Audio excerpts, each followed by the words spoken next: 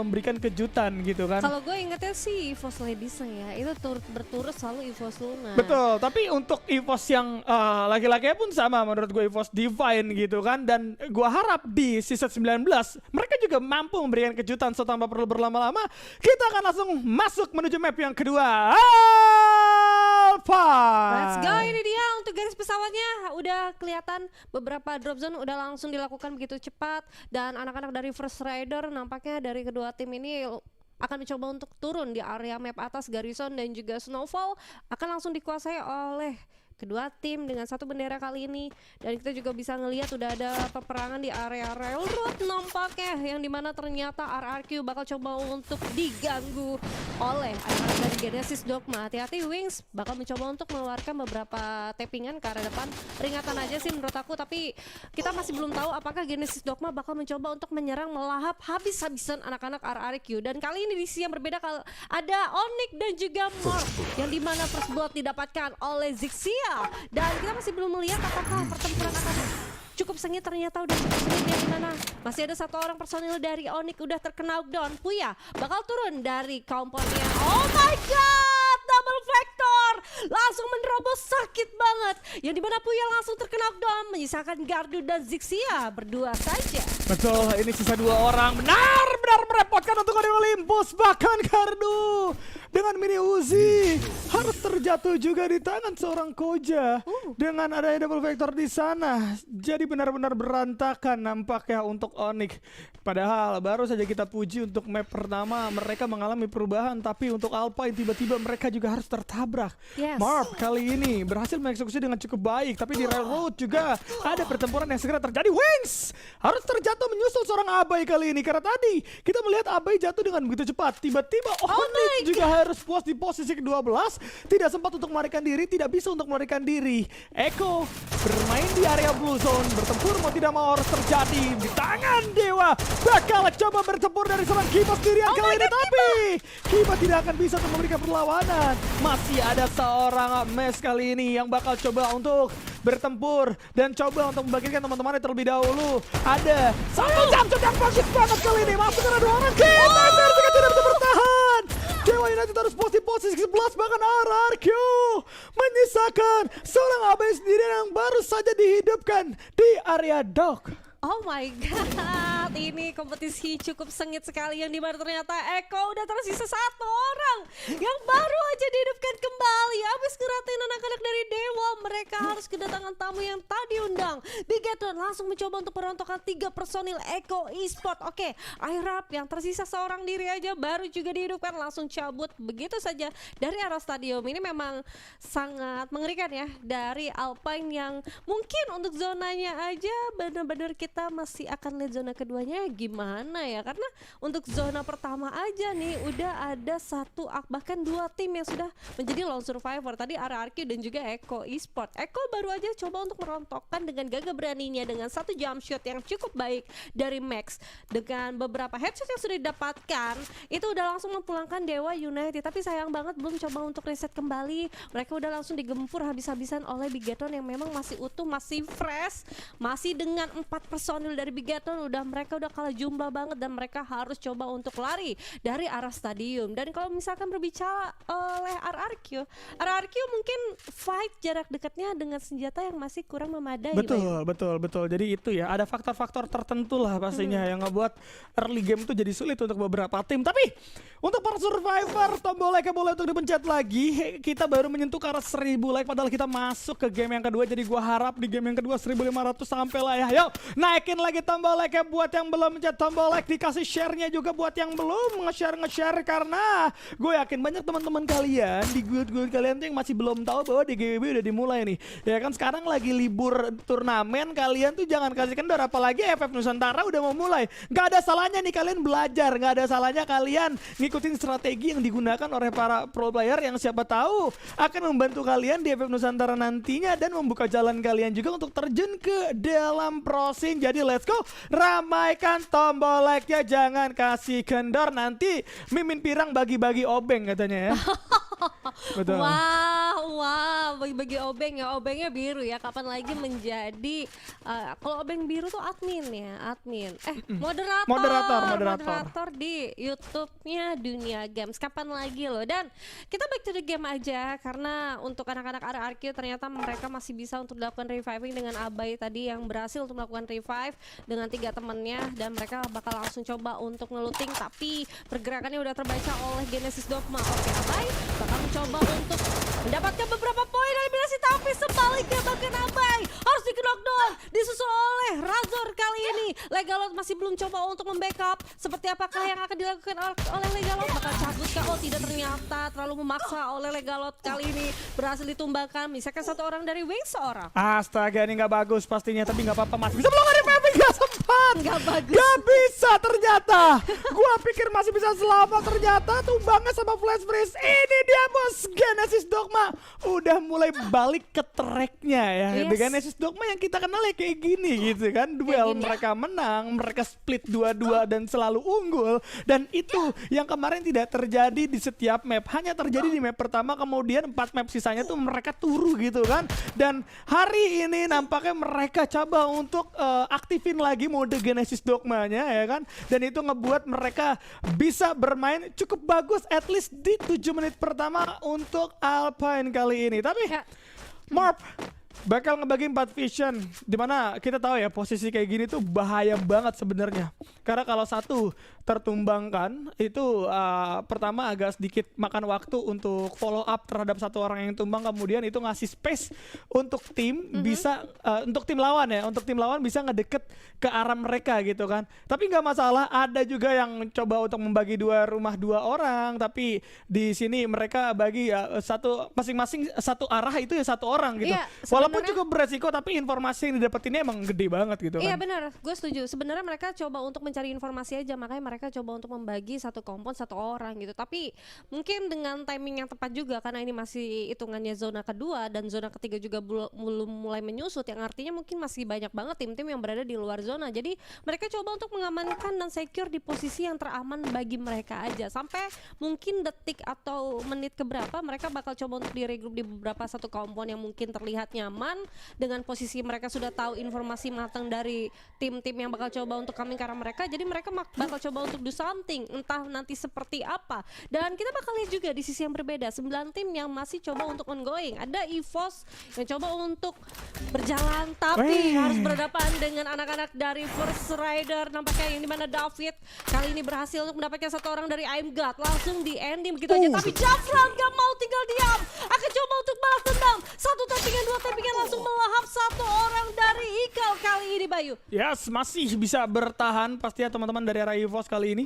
Apalagi masih ada rival spot yang ditahan nih sama EVOS. Karena mereka sadar ya, EVOS sadar nih, Forest Red bisa dijadiin checkpoint, tapi kalau rival spotnya dipakai, mereka bakal kewalahan pada saat ada 1 atau 2 orang yang tumbang. Karena mau nggak mau, player yang baru saja dihidupkan nggak boleh nyari resource di area Forest Red lagi. Mereka harus bermain di sekitar Forest Red agar resource mereka itu benar-benar gede gitu kan. Cuman akhirnya mereka mampu untuk mengusir First Rider yang gue pikir yang tadi tuh First Rider bakal all in ke arah mereka, nyatanya tidak ya. Teman-teman dari EVOS masih diberikan ini ya kesempatan untuk bermain dengan cukup santai, nggak di-press karena yang datang cuma 2 orang aja dari First Rider.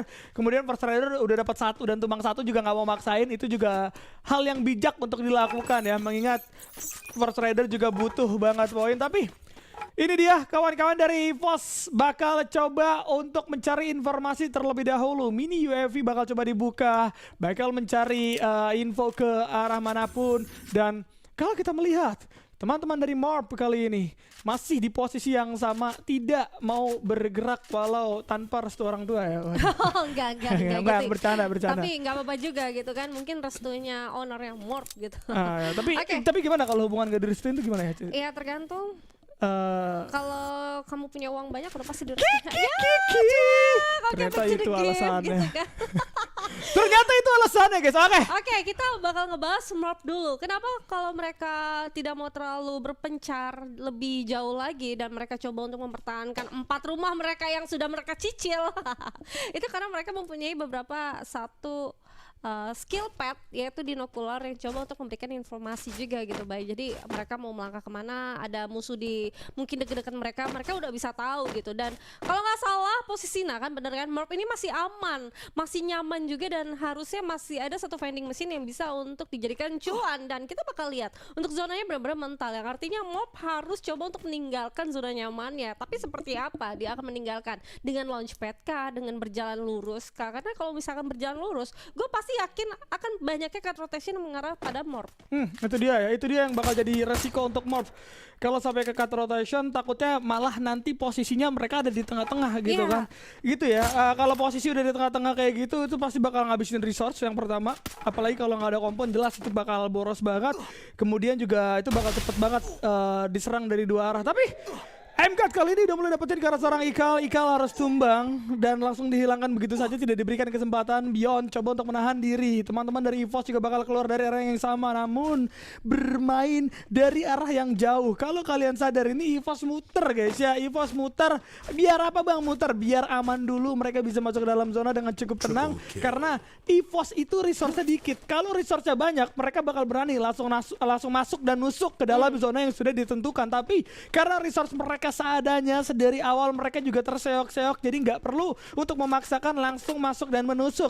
Memutar menjadi pilihan yang utama, mengingat zona juga tidak terlalu cepat, apalagi ini masih zona ketiga menuju zona keempat, yang artinya at least masih bisa ditahan lah ya dengan penggunaan inhaler pada saat berlari gitu kan. Iya, berlari tanpa adanya tembakan-tembakan dari lawan ya. Kalau misalnya udah dicicil sama zona, dicicil juga sama musuh ya, wassalam artinya. Dan sekarang Morph akan coba untuk diterobos begitu aja oleh Ses, dan Ses Jojo kali ini berhasil menumbangkan satu player dari Mal yang berada di area atas.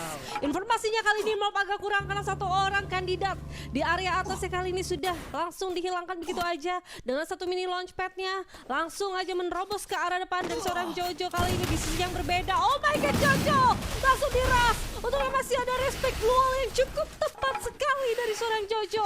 Tapi kalau kita lihat juga di sisi yang berbeda ada pertempuran dan kemungkinan EVOS Divine akan coba untuk join to fight. Di sisi yang dari atas juga masih ada First Rider kali ini akan kewalahan posisi dari Ses. Mau gak mau mereka harus dengan cepat langsung meng-clear up anak-anak dari Morph. Nah bener aja, belum langsung cepat begitu aja, belum reset kembali, tapi Dark Claw sudah berulah, berhasil untuk mendapatkan, bahkan dual sudah didapatkan oleh First Rider Eclipse. Lagi-lagi Dark Claw kan yang bakal jadi momok mengerikan untuk tim-tim lain gitu kan. Dark Claw eksekusi, gak cuma informasi aja, tapi eksekusi yang dilakukan sama Dark Claw berkali-kali memberikan pressure atau kehadiran yang bagus untuk First Rider Eclipse. Tanpa harus all in, Dark Claw udah mulai bisa menculik 1-2 poin eliminasi, dan itu lumayan banget untuk First Rider Eclipse bisa mematenkan posisinya yang berada di posisi pertama leaderboard sementara seharusnya. Tapi Ses masih ada 7 poin eliminasi, 3 anggota juga masih bertahan, bahkan dari serang Jojo masih bisa dibangkitkan kembali, namun zona sudah sangat-sangat sempit, yang mana ini bakal jadi cukup beresiko. EVOS bakal coba dihujani peluru, tembakan demi tembakan tiada henti bakal coba dibuka. Almost resist, Scarchip 3 ini udah benar-benar melelahkan. Senjata Scarchip 3 tuh udah PR banget untuk perang jarak middle kayak gini guys ya. EVOS mau gak mau harus bertahan di dalam satu kompon, kalau sampai mengandalkan glue wall gua rasa gak bakal bisa bertahan lama. Apalagi sekarang zona juga udah maksa mereka untuk bergerak, mereka nggak bakal bisa kemana-mana. Kali ini bakal coba digani peluru sama seorang Lozi juga kali ini yang masih coba untuk bermain agresif. Tapi Mr. 05 memainkan perannya, memainkan tugasnya menjadi flanker dan bisa dapetin ke arah satu orang di sana karena teralihkan oleh Mr. 05. Dua player dari First Rider, maksud gua, dua player dari Ses bisa masuk dengan begitu mudah, tapi pertempuran belum usai. David dapetin satu. Kawan-kawan dari Ses ternyata berada di sisi atas untuk baru saja dihidupkan, ada di tengah zona. Ya udah, ini tinggal ngamanin investment point aja karena mereka nggak mau ngambil resiko dengan adanya pertempuran yang cukup intens di area bawah, apalagi area open field. Mereka nggak ada resource, ini bakal jadi bahaya untuk mereka. Tapi kalau kita melihat Jarsi juga bakal coba menabrak ke arah Eko, coba untuk dialin aja. Beyond sudah terkunci pergerakannya, tidak akan bisa berkata banyak bahkan kemana-mana kali ini. Rat juga harus terjatuh. Ada Morph yang harus tumbang di posisi ke-8. Masih ada seorang Mi juga coba untuk bertahan terlebih dahulu, namun Joel sudah dipastikan akan tumbang. Naik ke sisi atas, Eko juga harus bergerak di posisi ke-7. Dan untuk para survivor, tombol like-nya jangan lupa dipencet guys. Let's go! Let's go, tapi masih ada 6 tim, sedangkan ini zona udah mulai menyusut. Zona ke-5 bahkan zona ke-6 bakal coba untuk kami. Sos langsung dicicil begitu aja. Langsung dinaikin sama anak-anak dari EVOS. Ya EVOS juga baru aja dilakukan reviving. Ya udah aduh G18 dan ternyata anak-anak SUS gak expect bahwa masih ada 2 player EVOS yang bakal coba untuk mengarah ke arah mereka. Dan bye-bye anak-anak dari SUS. 5 besar sudah didapatkan oleh EVOS Esports sekarang. Wow. Tadi gue pikir gak bakal bisa kesentuh tuh dari SES, tapi ternyata SES nggak fokus ke atas ya. Dia selalu ngeliat ke bawah, Iya. dia coba untuk mantau ke bawah. Emang ya, kalau lihat ke bawah tuh jangan terlalu lama. Iya, sampai dia lupa untuk lihat ke atas sehingga sekarang mereka harus diratakan juga. 2 anggota dari EVOS yang datang benar-benar memberikan surprise effect nampaknya. Oke, pertempuran di area bawah cukup intens kali ini. David coba untuk berdansa sendirian namun tidak akan bisa. First Rider Storm harus di posisi yang kelima. Eclipse kali ini masih ada, bakal coba ditutup jalan masuknya di tangan seorang Jarsi. Bakal coba ditahan juga. Dimana kalau kita lihat dari serang Ras akan membuka satu posisi dengan duel, tapi Bigetron Delta mulai bangkit pelan-pelan. 2 anggota yang tersisa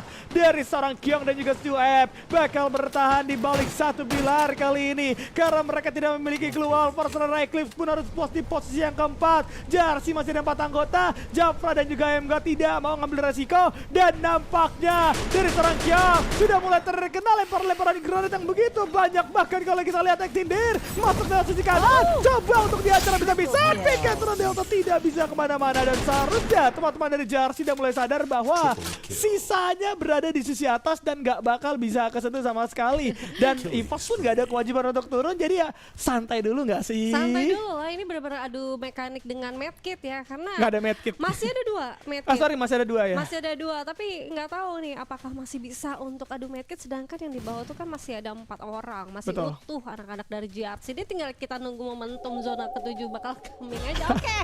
Lagi selebrasi antara kedua tim ini ya. Kita masih belum tahu juga siapakah yang akan mendapatkan buaya. Yang di atas makan ayam, yang di bawah lagi pamer kedudukan nampaknya. Alright, Jafra dengan anaknya Pamer bikin saya emot. lapar ya. Astaga. Ya ampun, ini lagi adu emot sih Betul, sebenarnya. ay, itu dia.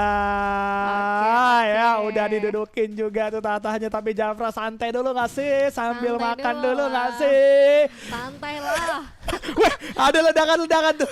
Coba ditembak-tembak sebenarnya. Tapi Nggak bakal sampai, mungkin. nggak bakal Oke, sampai. adu mekanik, medkit udah akan dikuluknya oleh Jafra. Oke, seharusnya nggak bakal ditunggu. turun ya Jafra, karena kalau turun ngasih poin juga, Bener. jadi udah pasti bakal ditumbangkan aja. Sedangkan teman-teman Jarsi no effort, dan kali ini Jarsi Aphrodite berhasil mendapatkan buyanya kembali. Tapi sorry tuh, saya untuk kedua kali buyah dari Wey! Waduh, tuh kan Bang Payat aja ketawa gitu. Hey! Ya ampun gitu. Karena emang buyanya tuh udah bisa diprediksi dan tidak anti klimaks gitu. Cuman seru. Jadinya funny moment.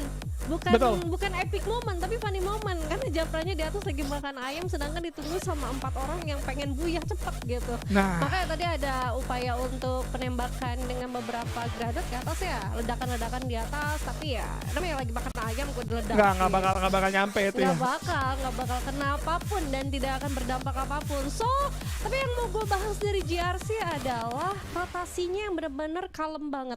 Dia tuh disiplin banget.